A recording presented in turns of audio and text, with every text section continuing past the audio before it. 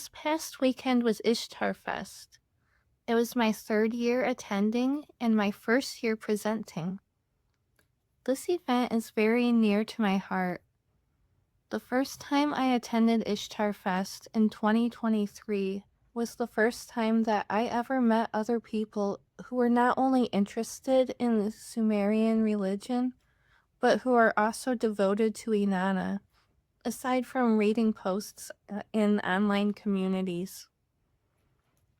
At this time, I had been lurking around a few of the online communities for Mesopotamian polytheists, but my social anxiety didn't really allow me to interact too much.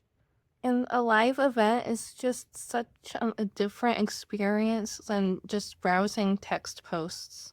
I think the most important thing about Ishtarfest to me is that finding out that there is a whole community of people who are legitimately devoted to Inanna like I am kind of made me feel like I could be more open about it and not feel like some kind of weirdo for feeling connected to a deity that is supposedly not worshipped anymore.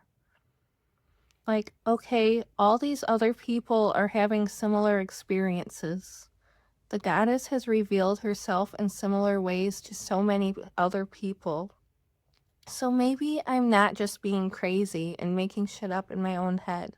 Inanna has been so instrumental in helping me to find my voice, and this festival is one of the main pathways in that.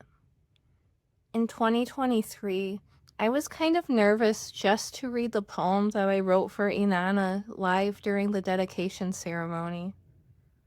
But I felt like I had to do the ceremony. I had already dedicated myself to Inanna privately.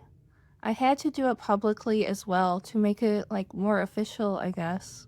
But at least the dedication ceremony wasn't recorded like the rest of the festival. Then last year, I got up the courage to do the Gathering of the Ancient Bards open mic event in addition to the dedication ritual. I think I made a video of that poem that I wrote for it on here. That was after I already started this YouTube channel, so I had already come a long way from where I was the year before. I'll make a video of the poem that I did for the Gathering of the Ancient Bards this year too. I meant for it to have a Sumerian version as well, but I didn't get the translation finished yet. And I ended up rewriting parts of the English version, so I need to go back and redo some of the Sumerian parts that I already wrote anyway. Then this year, I also did a whole presentation at the festival. There were even people at my presentation that recognized me from my YouTube. That was pretty surreal to me. Hi Sherelle, hi Jeremy, hi everyone else who was at Ishtarfest.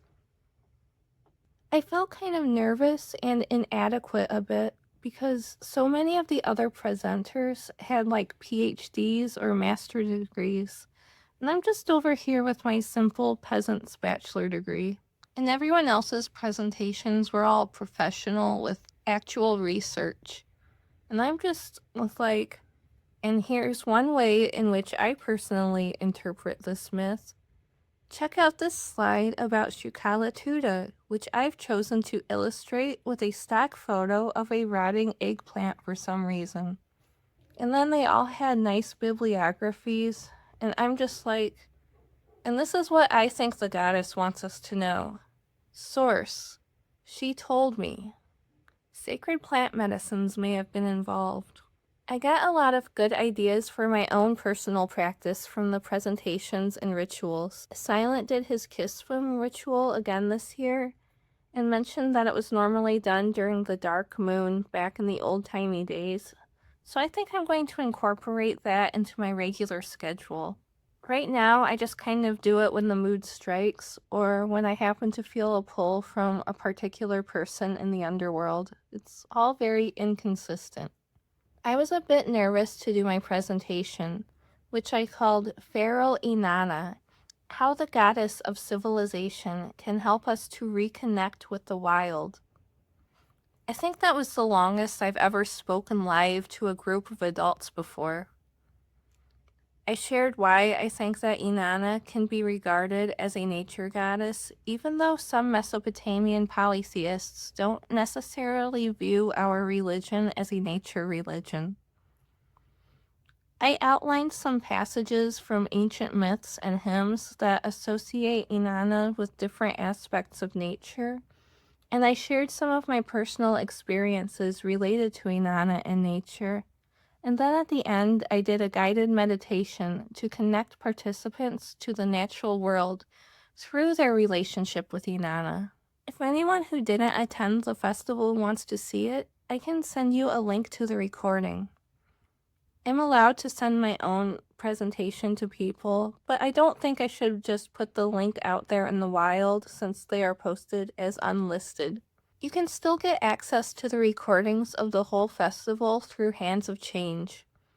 I'll put the link in the description. If you can, I encourage you to purchase access because all profits are donated to the World Food Program to help fight food insecurity. I might make like an extended cut of my presentation for my channel one of these days. I had to cut some of what I wanted to put in it to get it to fit in the time slot.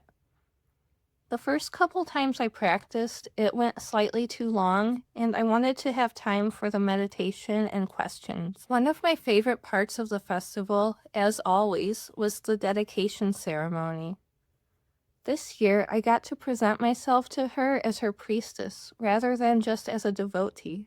I wrote a poem as my offering to Inanna for the dedication ceremony. This year I wrote it in Sumerian because it is for her, not for anyone else. So I'm hoping that no one in the ritual was fluent enough in Sumerian to pick up on more than just the super common phrases that I used in the poem. After the dedication, Allie asked how many people first encountered Inanna in a dream. I didn't share my story at the time because it slightly goes against the content rules for the festival, but here it is. So, I was a dumb little kid who was often left unsupervised on the internet, as were most millennial children. I was a bit interested in Sumerian mythology because it was the oldest type of mythology, so it must be the best, according to my little neurodivergent child brain. But in the early 2000s, what came up when searching for Sumerian mythology was mainly ancient astronaut shit. So I was reading a bunch of that drivel.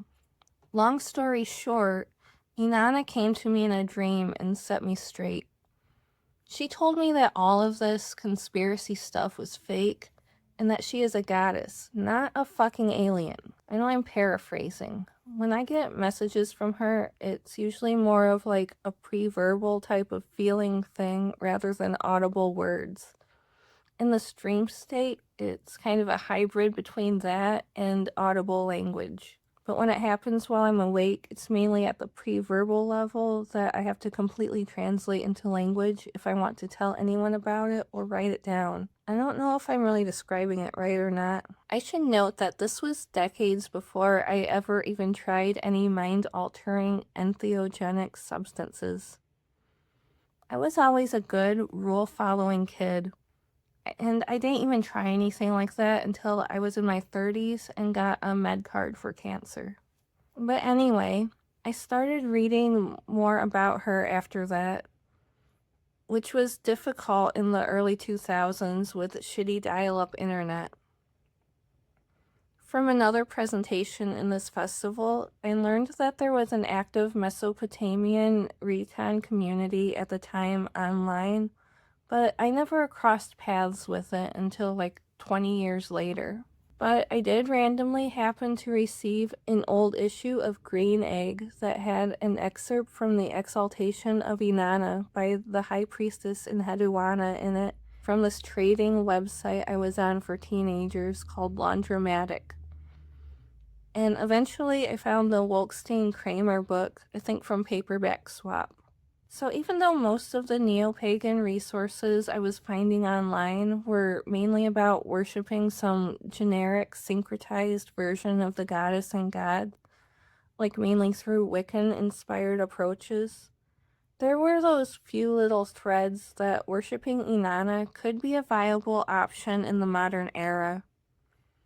I wasn't really interested in worshipping a generic interpretation of the goddess or in a male god. I'm so spoiled now. I've bought so many books about Inanna and ancient Sumer in the last few years, and I haven't even had a chance to read all of them yet. But back to the early 2000s. The more I started reading about her and what limited resources I could find, the more I loved her. I found out she's associated with the planet Venus, which is the planet that goes with my zodiac sign Libra. She is associated with lions, and my mom's whole side of the family identifies with lionesses. She has a twin brother just like me.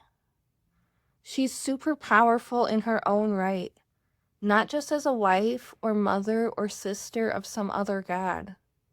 Plus, she actually pays attention to me for some reason. Which is really all anyone has to do to get me to like them, I'll be honest here. This was an interest that I mainly kept to myself. My pagan inclinations were a bit different from what I had seen in my limited explorations of the neo-pagan community at the time, and most people seemed to look down on pagans anyway. So I explored some other spiritual paths that seemed more socially acceptable at the time, such as Buddhism in my early 20s. Oh, and in my preteens, before I found Inanna, there was some exploration of like new age and paranormal stuff, from finding Sylvia Browne books and John Edwards' TV show, and stuff about indigo children or star seeds or whatever, because I heard about that before I ever heard about autism. Those kinds of people are 100% con artists. And the indigo starseed stuff is just parents who don't want to admit that their kids are autistic.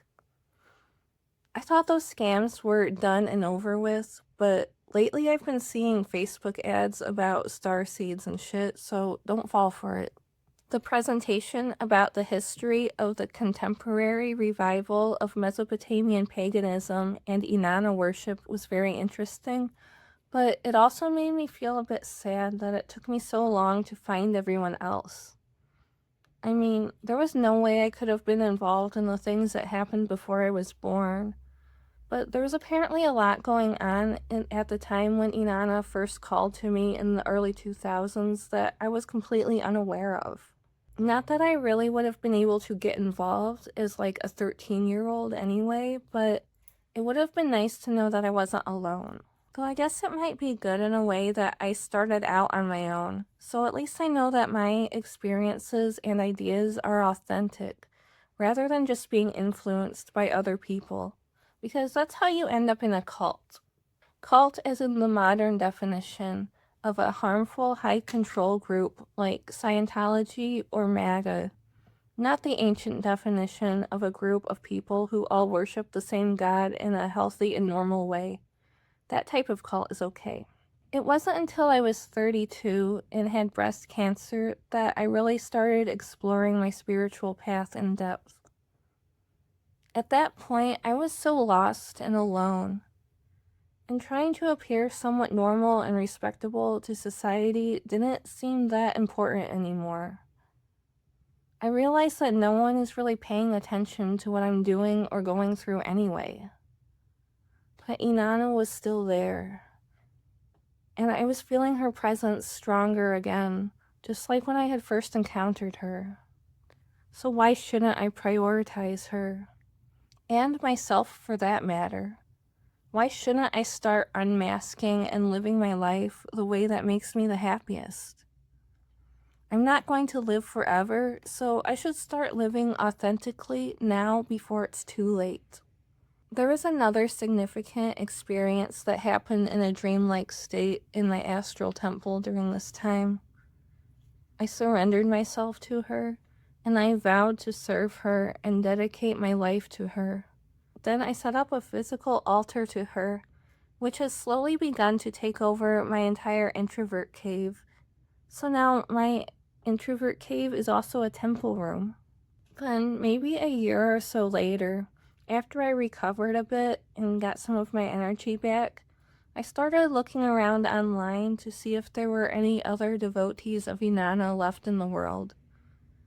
Because by my 30s, I've learned that anything that I'm experiencing, there are certainly others out there somewhere, even if they are hard to find.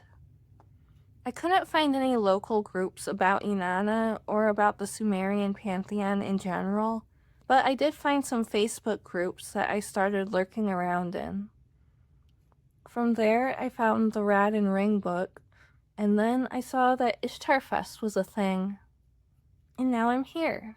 These videos are kind of partly just to give me an outlet for info dumping about my obscure special interests, but also partly to show any other seekers out there who may find this that there is a community here waiting for you.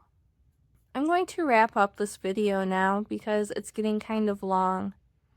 I might post some more thoughts that I had related to some of the topics of the presentations and how they relate to my own practice and experiences, but I want to process some of my thoughts and feelings a bit more first. Anyway, thank you for watching. Don't forget to like and subscribe and all of that, and I hope to see you at next year's Ishtarfest. Bye!